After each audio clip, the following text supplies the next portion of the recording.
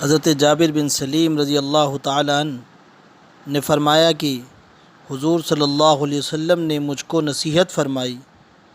اسی سے بزرگوں نے یہ اصول بتایا ہے کہ جب کوئی شخص کسی بڑے کے پاس جائے اور خاص طور پر ایسے بڑے کے پاس جو دین میں بھی کوئی مقام رکھتا ہو تو اس سے نصیحت طلب کرنا چاہیے۔ اس لیے بعض اوقات نصیحت کا کلمہ اس انداز سے ادا ہوتا ہے کہ وہ انسان کے دل پر اثر کر جاتا ہے اور اس جملے سے انسان کے دل کی دنیا بدل جاتی ہے۔ اس کی وجہ یہ ہے کہ جب آدمی سچے دل سے طلب صادق کے ساتھ کسی بڑے سے نصیحت طلب کرتا ہے تو اللہ تعالیٰ اس بڑے کے دل پر ایسی ہی نصیحت وارد فرماتے ہیں جو اس وقت اس کے لیے مناسب ہوتی ہے۔ یاد رکھو، کسی بزرگ کے پاس اس کی ذات میں کچھ نہیں رکھا، دینے والے تو اللہ تعالیٰ ہے، لیکن اگر کوئی سچے طلب کے ساتھ کسی کے پاس جانا ہے تو اللہ تعالیٰ مطلوب کی زبان پر وہ بات جاری فرما دیتے ہیں جو اس کے حق میں فائدہ مند ہوتی ہے اور اس کے ذریعے سے اس کی زندگی بدل جاتی ہے۔ فرمایا کسی کے پاس جاؤ تو اس سے نصیحت حاصل کرنا چاہیے۔ پہلی نصیحت حضرت جابر بن سلیم رضی اللہ تعالیٰ عنہ کو رسول اللہ صلی اللہ علیہ وسلم نے یہ ارشاد فرمائی کہ کسی کو گالی نہ دینا، کسی کی بدگوئی نہ کرنا۔ نمبر 1، کسی کو گالی نہ دینا، کسی کی بدگوئی نہ کرنا۔ گویا ہر وہ کلمہ جو گالی یا برائی کرنے میں آتا ہو، ایسا کلمہ کسی کے لیے استعمال نہیں کرنا چاہیے۔ حضرت جابر بن سلیم رضی اللہ تعالیٰ عنہ حضور صلی اللہ علیہ وسلم سے پہلی ملاقات ہے، اس میں پہلی نصیحت آپ صلی اللہ علیہ وسلم نے یہ فرمائی کہ دوسروں کو برا نہ کہو۔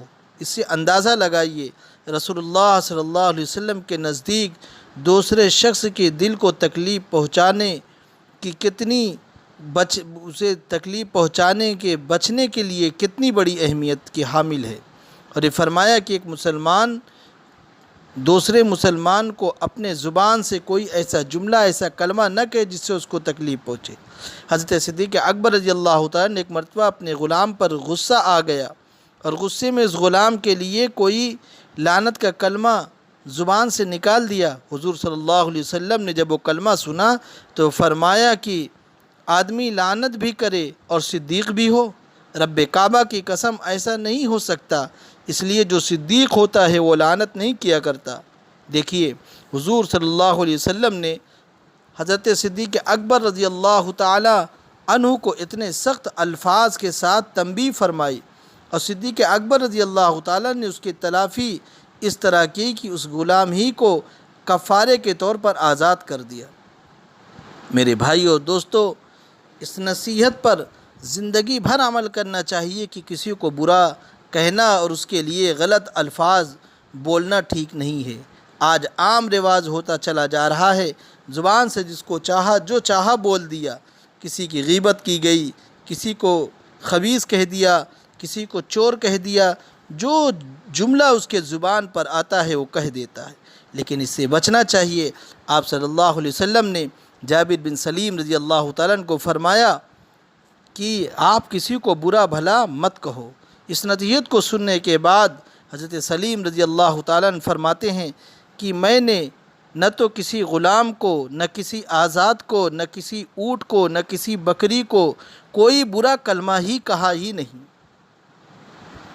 یعنی اونٹ تک، جانور تک کے لیے بھی کبھی حضرت سلیم رضی اللہ تعالیٰ عنہ نے کوئی برا جملہ کہا ہی نہیں ہے۔ آج ہم لوگ اتنے آزاد ہو چکے ہیں، جس کو جو چاہتے ہیں زبان سے نکالتے چلے جاتے ہیں۔ میرے بھائیوں بزرگوں، اگر ہم کو چاہیے کہ اپنی زندگی کے اندر انقلاب لے کر آئیں تو ہم کسی کو برا بھلا نہ کہیں، نہ ہم کسی کے پیچھے لگیں۔ ہاں، اپنے ادھیڑ بن میں لگ جانا چاہیے۔ ہماری زندگی نافرمانیوں میں گزر رہی ہے، اس کو ہم اچھا کیسے بنائیں۔ ہم کسی کی برائی کر رہے ہیں، اس سے توبہ کرنے والے بن جائیں۔ ہم کسی کے عمل کو نہ دیکھیں کہ وہ کیا کر رہا ہے، بلکہ اپنے بارے میں سوچیں کہ ہم کیا کر رہے ہیں۔ کیوں؟ اس وجہ سے کہ ہم یہ نہ سمجھیں کہ ہم تو نمازی ہیں، ہم تو حاجی ہیں، ہم تو حافظ ہیں، ہم تو عالم ہیں، تو ہم جو چاہیں جس کو چاہیں بول دیں۔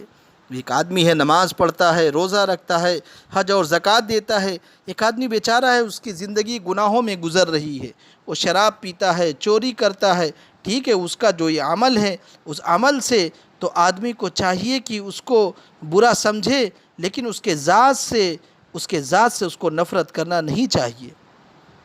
اس کو ایسے سمجھیے، اللہ کے نبی صلی اللہ علیہ وسلم نے فرمایا کہ اس کا جو خاتمہ جب ہوگا تو خاتمے ہی کی حالت کا اعتبار ہوتا ہے کہ کس چیز پر اس کا خاتمہ ہوا۔ بہت سے ایسے لوگ ہیں جن کی زندگی گناہوں میں، فسق و فجور میں گزرتی رہی، لیکن جب ان کو دنیا سے رخصتی ہوئی ہے تو ایسے کلمے کے ساتھ، کلمہ شہادت کے ساتھ دنیا سے رخصت ہو گئے۔ میرے بھائیوں، دوستوں، کسی کی دنیاوی زندگی کے بارے میں کلام نہیں کرنا چاہیے۔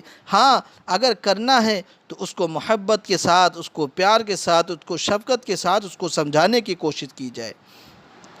ایک واقعہ سناتے ہیں، غزوہ خیبر کے موقع پر ایک چرواہا حضور صلی اللہ علیہ وسلم کی خدمت میں آیا۔ وہ یہودیوں کی بکریاں چرایا کرتا تھا۔ اس چرواہے نے جب دیکھا کہ خیبر سے باہر مسلمانوں کا لشکر پڑا ہوا ہے، اس لشکر میں اس کے دل میں خیال آیا کہ میں جا کر ان لشکر والوں سے ملاقات کروں اور یہ دیکھوں کہ مسلمان کیسے ہوتے ہیں۔ چنانچہ وہ چرواہا بکریاں چراتا ہوا مسلمانوں کے لشکر میں پہنچا اور ان سے پوچھا کہ تمہارے سردار کہاں ہیں؟ صحابہ رضوان اللہ تعالیٰ علیہم اجمعین نے اس کو بتایا کہ ہمارے سردار محمد صلی اللہ علیہ وسلم اس خیمے کے اندر ہیں۔ پہلے تو اس چرواہے کو ان کی باتوں پر یقین نہیں آیا۔ اس نے سوچا کہ اتنے بڑے لشکر کے جو سردار ہوں گے وہ ایک معمولی سے خیمے میں کیسے بیٹھ سکتے ہیں؟ اس کے ذہن میں یہ تھا جب اتنے بڑے بادشاہ ہیں تو بہت سارے شان و شوکت اور ٹھاٹ باٹ کے ساتھ رہتے ہوں گے، لیکن وہاں تو کھجور کے پتوں کے چٹائی سے بنا ہوا خیمہ تھا۔ وہ شخص، اس کے دل کے اندر وہ عجیب کیفیت پیدا ہوئی۔ اس نے سوچا کہ یہ لوگ ہمارے ساتھ مذاق کر رہے ہیں۔ لوگوں نے کہا ہم مذاق نہیں کر رہے ہیں بلکہ اسی خیمے کے اندر ہمارے سردار تشریف فرما ہے۔ اس خیمے کے اندر آپ صلی اللہ علیہ وسلم سے ملاقات کے لیے وہ شخص داخل ہوا۔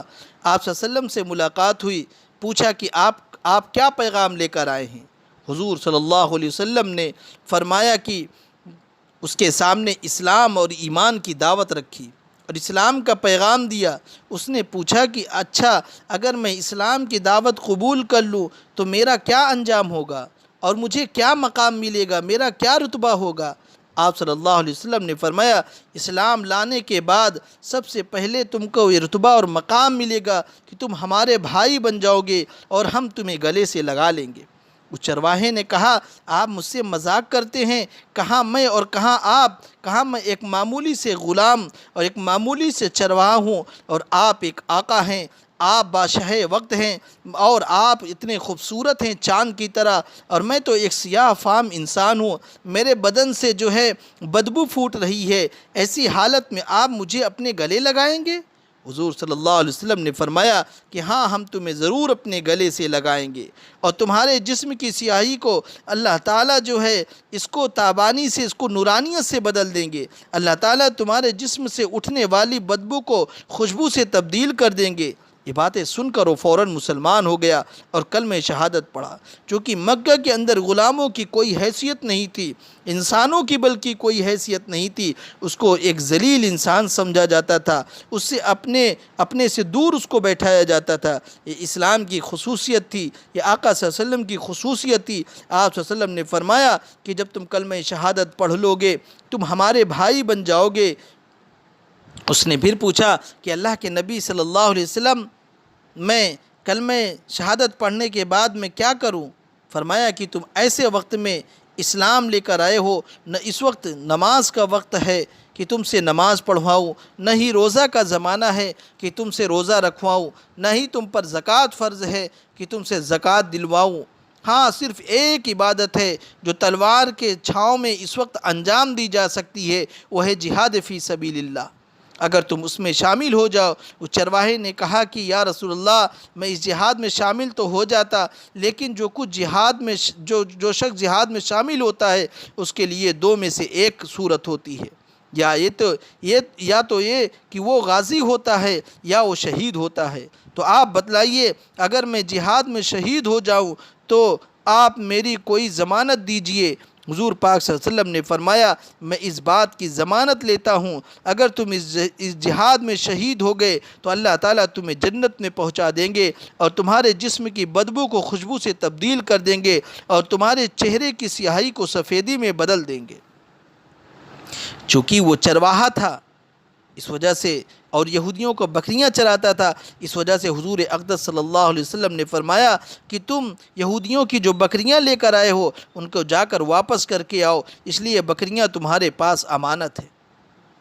اس سے اندازہ لگائیں جن لوگوں کے ساتھ جنگ ہو رہی ہے، اصل بات یہی بتانا مقصد ہے، جن لوگوں کے ساتھ جنگ ہو رہی ہے ان کے غنیمت کو کوئی اور ہوتا تو لوٹ لیتا، ان کی بکریوں کو قبضے میں لے لیتا، لیکن قربان جائیے سب سے بڑے امن کے علم بردار اور امن کا پیغام دینے والے آقا صلی اللہ علیہ وسلم نے اس غلام سے فرمایا کہ تم ایک کام کرو، سب سے پہلے چونکہ تم اس بکریوں کے مالک بنا کر بھیجے گئے ہو، چرواہے ہو، تم اس بکریوں کو واپس کر کے آؤ، ان بکریوں کو تم واپس کر کے آؤ اور پھر اس کے بعد ہم تم کو بتلاتے ہیں۔ پھر چنانچہ وہ چرواہا اس بکریوں کو جا کر واپس کیا ہے اور واپس آ کر جہاد کیا ہے اور جہاد کرتے ہوئے وہ شہید ہو گیا۔ جب جنگ ختم ہوئی تو رسول اللہ صلی اللہ علیہ وسلم نے لشکر کو جائزہ لینے کے لیے لوگوں کو دوڑایا۔ ایک جگہ آپ نے دیکھا کہ صحابہ اکرام کا مجمع اکٹھا ہے۔ جب آپ قریب پہنچے تو ان سے پوچھا کیا بات ہے؟ صحابہ نے فرمایا کہ جو لوگ جنگ میں شہید ہوئے ہیں ان میں ایک ایسا آدمی ہے جس کو ہم میں سے کوئی پہچانتا نہیں۔ آپ صلی اللہ علیہ وسلم نے فرمایا کہ مجھے دکھلاؤ۔